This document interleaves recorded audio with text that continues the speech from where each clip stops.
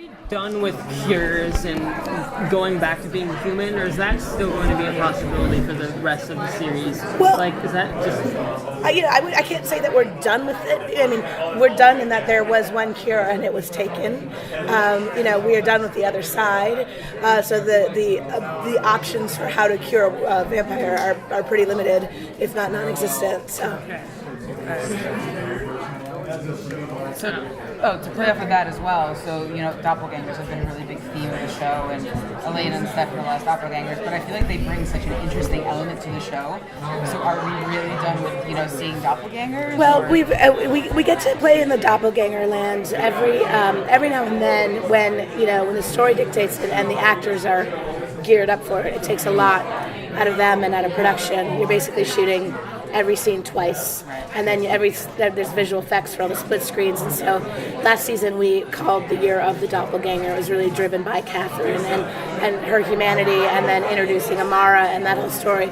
And of course Silas launches into the season. So I think for now the Doppelgangers have been put to bed, if nothing else, to give our team a nice little break where they only have to play one person at once. Now, I've heard you talk a little bit about next season and how you're kind of making some changes. Can you talk a little bit about the shift for next year and what you're doing with the storyline? Interestingly enough, it's not like we're making big changes so much as we are consolidating the tone of the show back to what we love so much about the first two seasons, which is mystery and suspense and and character drama. So there's a great mystery at the center of the year, which we're very excited about, and we're really going to get to explore all the characters individually and all the relationships individually in a way that gives us some breathing room without having to kind of top ourselves with the mythology that we left off with. Can you talk a little bit about some of the new characters that might be coming into the new season and some of the familiar faces that we might be seeing again? Well, let's see.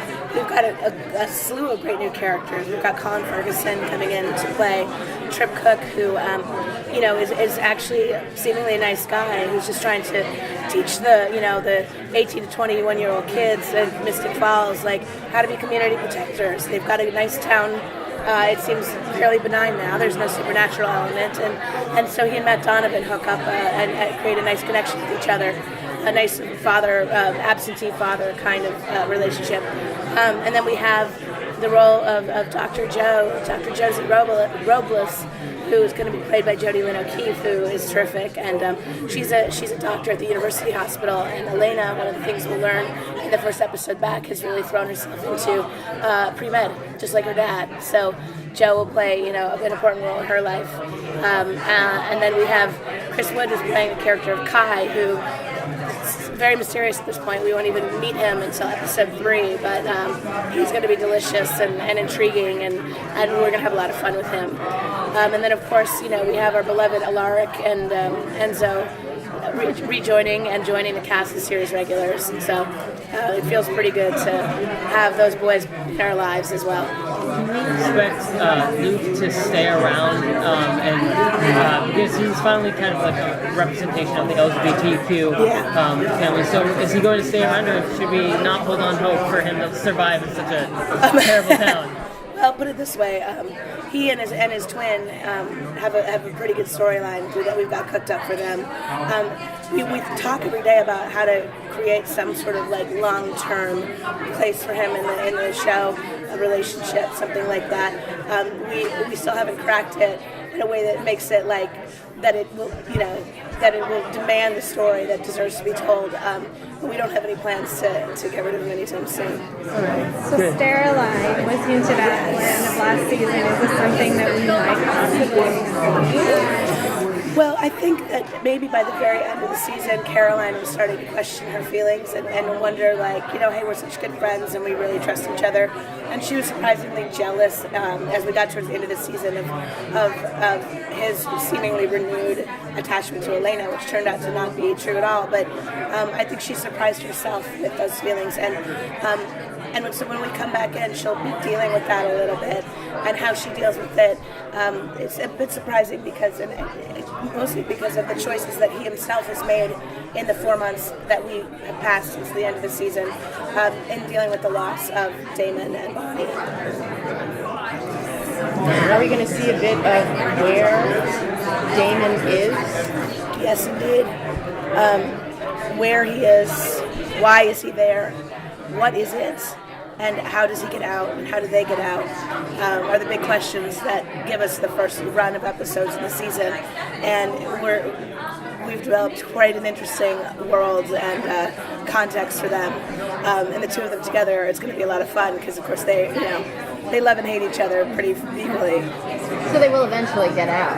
Well, I mean, I don't want to spoil the whole season, but it won't just be the Cat Grammy and Summer Holder storyline for the next 2 years. We'll be able to bring elements of our team back together over the course of the season. What episode are you shooting right now? We just started shooting the second episode. Oh, okay. Yeah. So pretty early. Yeah, but we've got scripts for about the first 7, so it feels good. We're ahead. That never happens. As an executive producer, can you just talk about the relationship with you and CW? I feel like Vampire Diaries almost helped to launch CW and vice versa a little bit. We actually have a really good relationship with the network. It started when Dawn Ostrov was still there. She's the one that put Vampire Diaries on the air, but when Mark Pedowitz came in, he was a legit fan. He made a point of watching all the shows that he was taking over and called us personally to say that he had really, really, become attached to the Vampire Diaries universe. And he was the first one to mention the word spin-off. So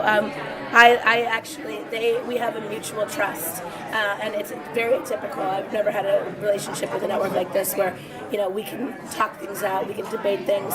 They will trust me, and I will listen to them. But there's always that in the moments when we don't necessarily agree, they'll say, "Look, you've proven yourself, and we believe in you." So it's really a beautiful, beautiful connection. So I'm very grateful for that. Thank you guys. Thank you Thank you so much. Bye, guys. Have a great day. Thank you.